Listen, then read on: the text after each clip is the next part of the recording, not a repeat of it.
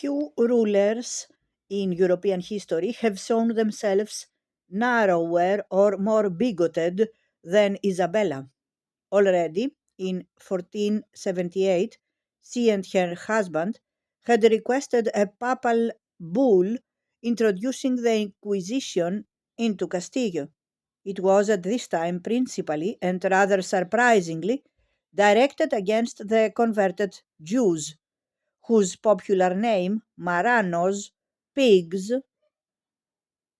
shows all too clearly how little their conversions had done to better their lot.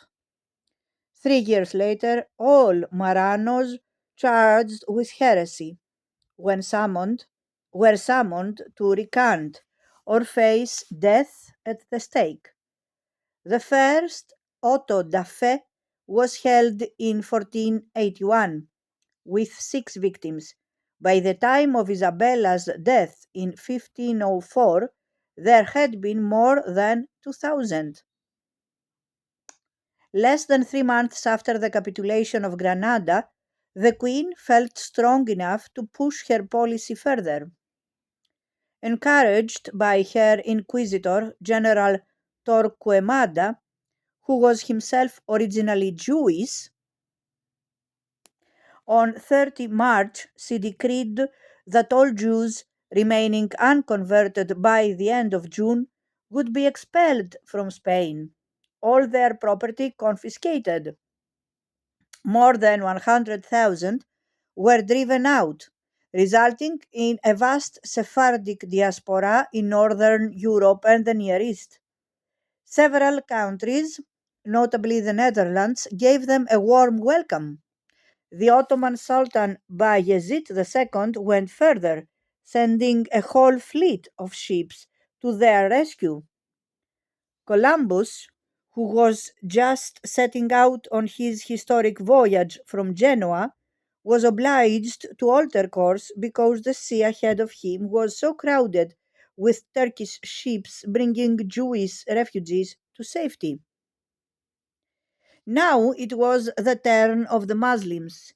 By the terms of their capitulation, they had been guaranteed their personal and religious liberty. Isabella had made no attempt to expel them, if only because she had no wish to see the country depopulated, its commerce and agriculture going to ruin. Instead, she had agreed to what was effectively a state within a state, an Islamic community whose faith, laws, and customs were to remain inviolate. Many Muslims had nevertheless sought voluntary exile across the straits in Africa, particularly in Oran and Algiers, but to thousands of others the Queen's concessions must have seemed too good to be true, as indeed they soon proved to be. Isabella moved more carefully this time, only very gradually tightening the screw. But with every month that passed, the Muslims found themselves treated more like pariahs, the practice of their religion more difficult, and the pressure on them to accept Christian baptism more insistent. These attempts at forced conversion resulted in serious insurrections, and in 1502 a royal decree spelled out the choice once again: conversion, expulsion, or execution. Unlike the Jews, the vast majority of the Muslims chose the first.